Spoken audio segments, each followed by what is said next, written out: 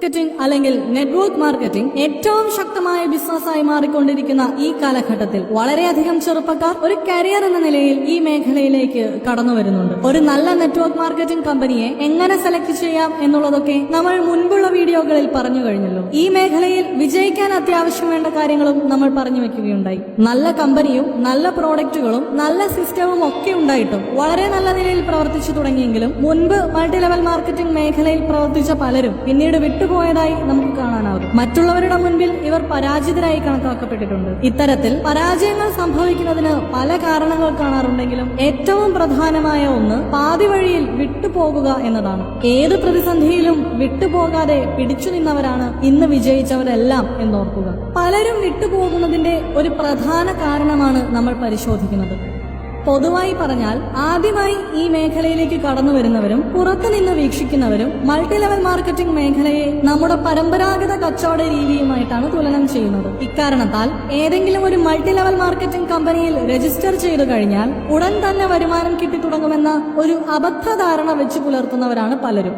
ലക്ഷങ്ങൾ മുതൽ മുടക്കി പരമ്പരാഗത കച്ചവടം തുടങ്ങുന്നവർ പലപ്പോഴും എത്രയോ വർഷങ്ങൾ കഴിഞ്ഞാണ് ശരിയായ ഒരു വിജയത്തിലെത്തുക.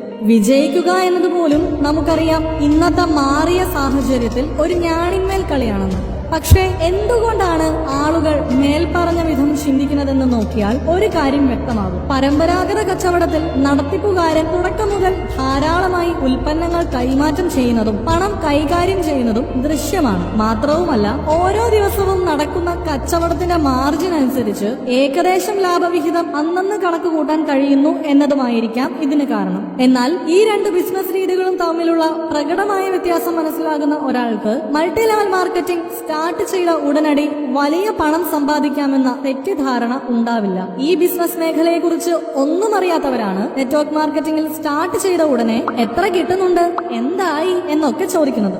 ഇനി നെറ്റ്വർക്ക് മാർക്കറ്റിംഗും പരമ്പരാഗത കച്ചവടവും തമ്മിലുള്ള വ്യത്യാസം മനസ്സിലാക്കുന്നതിന് ഒരു ചെറിയ ഉദാഹരണം നമുക്ക് കാണാം.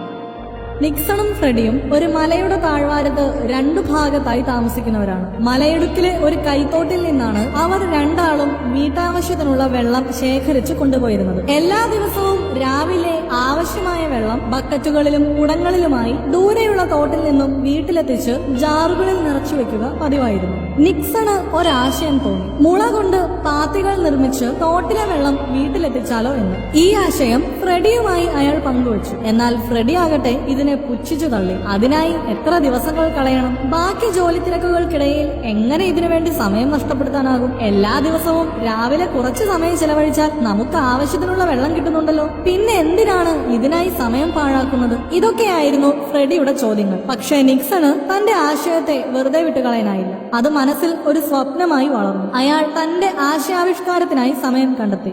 രാവിലെ കുറച്ചുകൂടി നേരത്തെ എഴുന്നേറ്റ് വീട്ടിലേക്ക് ആവശ്യമായ വെള്ളം കോരി വെച്ച ശേഷം ജോലിക്ക് പോകുന്നതിന് മുൻപായി മുളകൾ ശേഖരിക്കുവാനും മറ്റും തുടങ്ങി. നിക്സന്റെ പ്രവർത്തികൾ കണ്ട ഫ്രെഡി അയാളെ കളിയാക്കി. സമയം വെറുതെ പാഴാക്കി കളയുന്ന ഒരു വിഡ്ഢിയായി നിക്സനെ അയാൾ കണ്ടു. എന്നാൽ ഓരോ ദിവസവും നിക്സൺ തന്റെ പ്രവർത്തനം തുടർന്നുകൊണ്ടേയിരുന്നു. മുള വെട്ടിയൊരുക്കി കമ്പുകൾ ശേഖരിച്ചു. കുറെ ദിവസങ്ങൾ കടന്നുപോയി. ഫ്രെഡിയും നിക്സന്റെ പ്രവർത്തികൾ ശ്രദ്ധിക്കാതെയായി. എന്നാൽ ഒരു സുപ്രഭാതത്തിൽ ഫ്രെഡിയെ ഞെട്ടിച്ചുകൊണ്ട് നിക്സൺ തന്റെ നീർച്ചാലിന്റെ പണി പൂർത്തിയാക്കി. നിക്സൺ മലഞ്ചെരുവിൽ വെള്ളം ശേഖരിക്കാൻ പോകുന്നത് നിർത്തി. മുളയുടെ പാത്തിയിലൂടെ ആവശ്യത്തിലധികം വെള്ളം നിക്സന്റെ വീട്ടിൽ തുടർച്ചയായി വന്നു വീണുകൊണ്ടിരിക്കുന്ന കാഴ്ച കണ്ട് ഫ്രെഡി അമ്പരന്നുപോയി. തുടർച്ചയായ ദിവസങ്ങളിൽ വെള്ളം ശേഖരിക്കാനായി ചിലവഴിച്ചുകൊണ്ടിരുന്ന സമയം സന്തോഷവാനായി അയാൾ മറ്റു വിനോദങ്ങളിൽ ഏർപ്പെട്ടു. സുഖമില്ലാതെ കിടപ്പിലായ ഒരു ദിവസം വെള്ളം ശേഖരിക്കുവാൻ പോകാൻ കഴിയാതെ വന്നപ്പോൾ ഫ്രെഡിക്ക് മനസ്സിലായി നിക്സൺ ചെയ്ത പ്രവൃത്തിയുടെ മേന്മ എന്താണെന്ന്. ഞാൻ ആദ്യം സൂചിപ്പിച്ച ഗണത്തിൽപ്പെടുന്നവരുടെ ഒരു തെറ്റിദ്ധാരണ മാറ്റാനാണ് ഈ പറഞ്ഞ കഥയിലൂടെ ശ്രമിച്ചത്.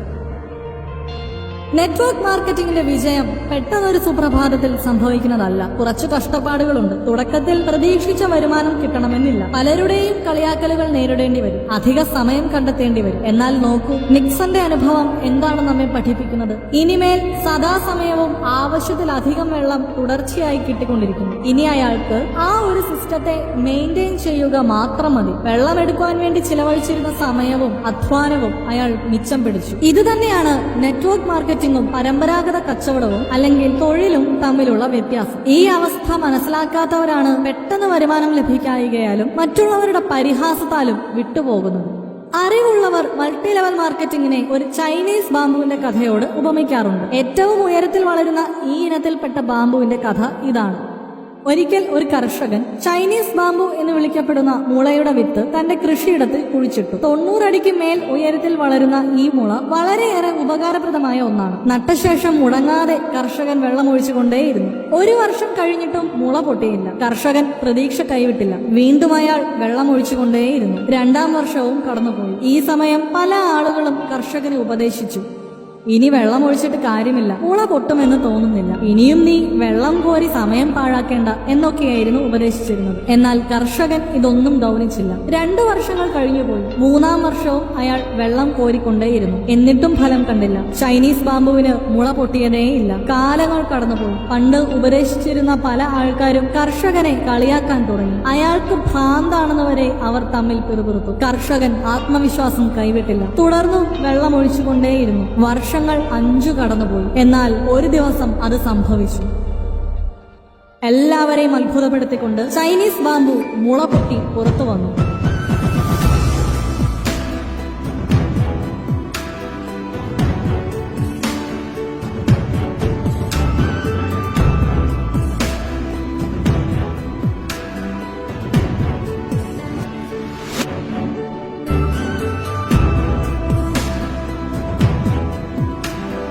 നോക്കി നിൽക്കെ അത് വാനം മുട്ടെ വളർന്നു.